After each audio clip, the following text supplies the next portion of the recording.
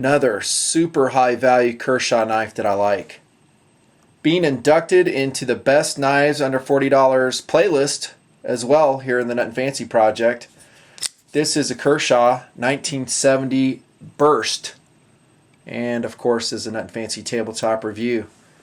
Do those lines look somewhat familiar? Just the overall presentation of the knife.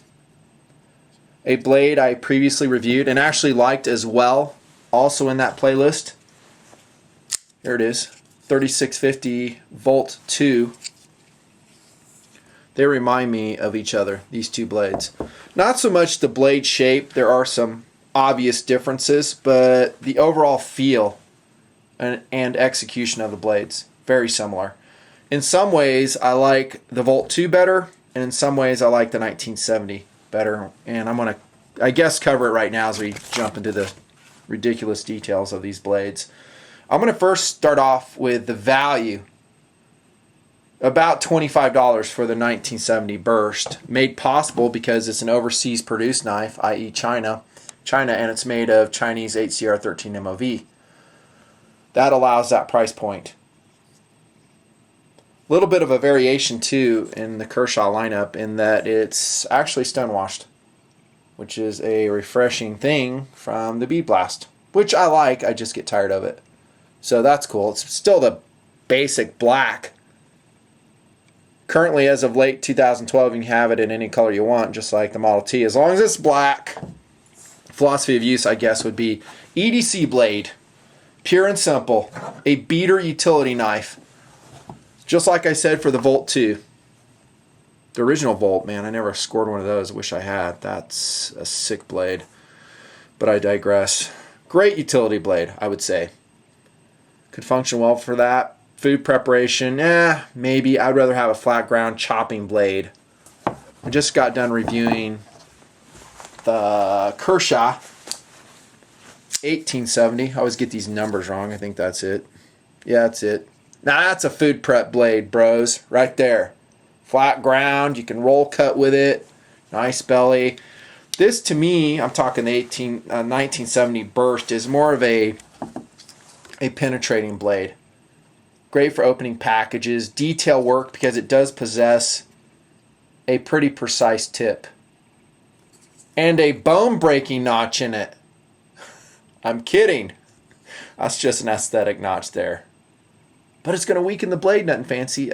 For anything you're going to be doing with this blade, trust me, it ain't going to make no difference. I think it's just for looks. And actually, it is a very good-looking blade. It's striking and kind of shark-like. That's what it is reminiscent of, a shark. And in their catalog, this is a 2012 catalog, I think, they do talk about the looks of the 1970 Burst. Remember what I've said in previous vids? Dudes, I mean, it's got to connect with a buyer aesthetically before it will ever get put into the shopping cart. If a knife doesn't do that, it's going to flatline and it's going to fail. Let's see. Kershaw's had a couple of those. I might have helped along the way, by the way. That's one of them right there. I don't think that knife was successful. The 1780 rake, I didn't like it. Too heavy. Handle too short. It's not an ugly knife. It just didn't connect with me. But I don't think it connected with a lot of dudes. The reason I say that is because I was in Blade HQ and they're like blowing those things out for cheap. They don't do that unless a knife is not selling. 1970. I would say definitely EDC blade. Not a tactical blade. It's too small for that for me. Fondly knife, high value collectible, absolutely. Putting it into that very affordable collection you have. I'll leave it at that. The weight is actually adequate. I wish it was lighter, since it is competing against a lot of lighter knives. 1760 Skyline. So when you kind of enter that category, I'm not really referring to value right now because sometimes it means the knife will be more expensive. I want a lighter knife. 3.4 ounces is doable.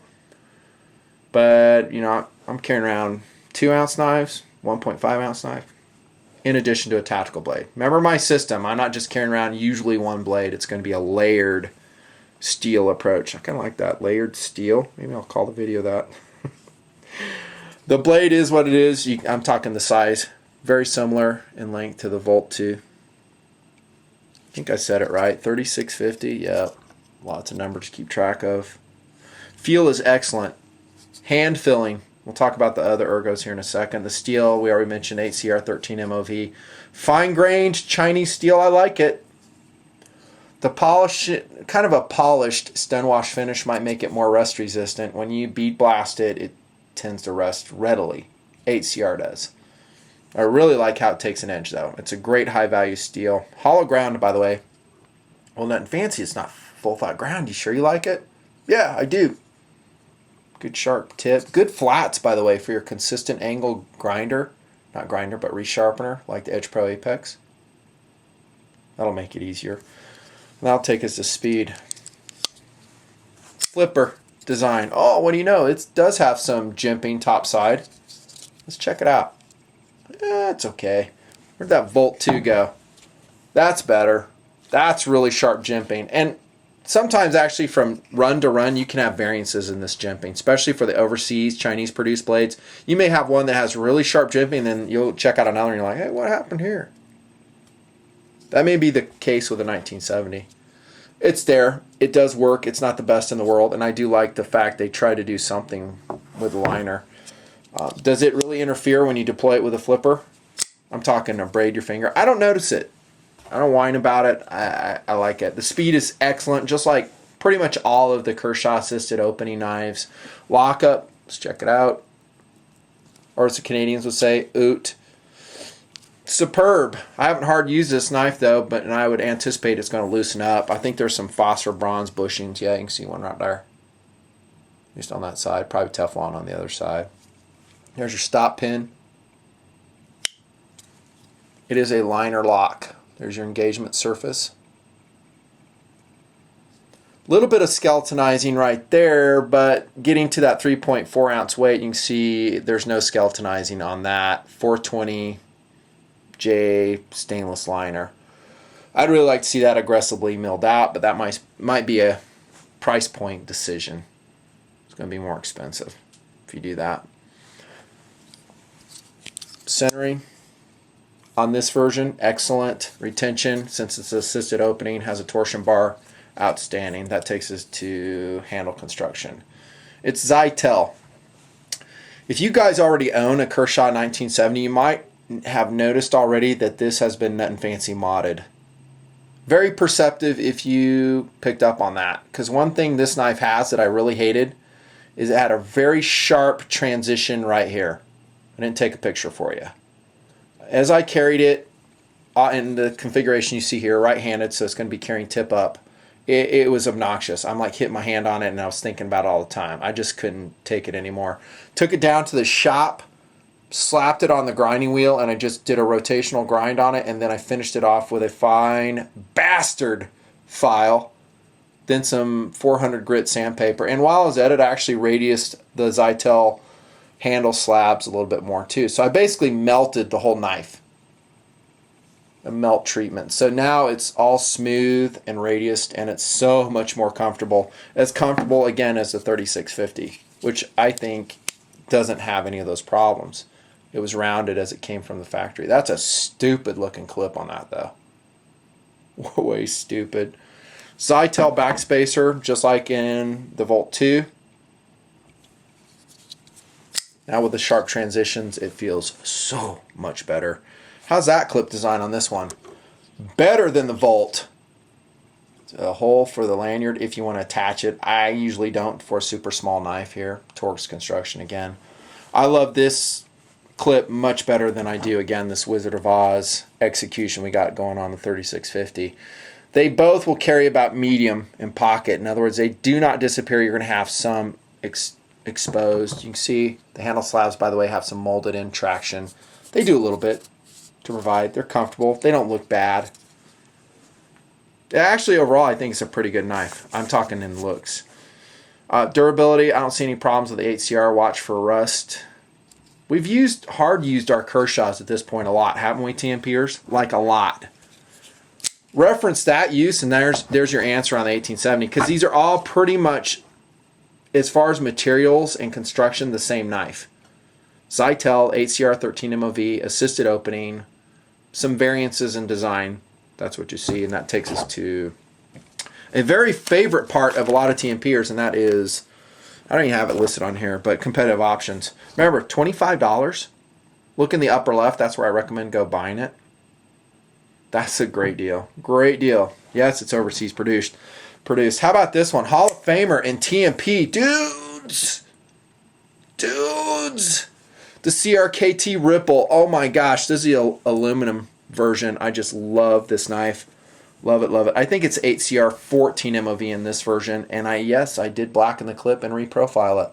How perceptive of you to notice that. Gone is that flare out. It does carry tip down. So sad. Look how thin that sucker is. Hey, which one would you rather carry, Nutnfancy? Dude, it's not even a comparison. I mean, the Ripple, hands down. Flipper design, weighs nothing. Almost half the weight of this knife, the Ripple. Hall of Famer.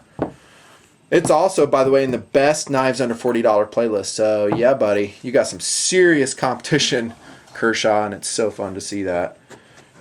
Let's see, what do I got here? Oh, yeah, I already saw this Kershaw Skyline.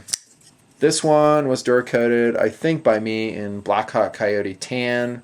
Homemade jimping job. I love the Skyline, 1760, and it's lightweight. 2.4 ounces. This is 14C28N steel with a repositionable clip. By the way, you can reposition it for left and right carry for you dudes. I forgot to mention that. And thankfully, it does go tip up, not tip down. I love that. You listening, CRKT? Just saying. How about this one? Cold Steel Mini AK-47. Oh, banging knife. 2.8 ounces, AUS 8A. Triad lock. It carries high. Big old chunk showing. I put my JB Weld clip modification on this one. High traction D10. Waveable from the pocket. That is a wicked blade. We've gone backpacking with this one. Great alternative. The cost is going to be more the $51, so sadly it misses out on the best knives under 40. So sad. I hate this knife, dudes. Hate it. Kershaw Clash 1605, 4.6 ounces, about the same price, $24. It's just goofy looking, it's fat, and it's heavy. Done. And then finally, oh dudes, you didn't see this one coming. This is a slip joint knife, Boker Plus Los Baños. I think it's the XS and 440C. That is a cool looking blade. Awesome jimping. Awesome. 3-inch blade. And write the weight down, but it's going to be a little bit heavier. I would say around 3.8 ounces, something like that. 440C, $27. Shut up. That's an overseas produced knife. Very great blade. The only problem is it's not locking. But if you're in England, dudes, you might think about it. I'll probably review that soon. Kershaw 1970 Burst. Going in the playlist. Deservedly so. It's a great little knife from Kershaw. It costs almost nothing. Great gift item too. That's a Nutnfancy review. Out.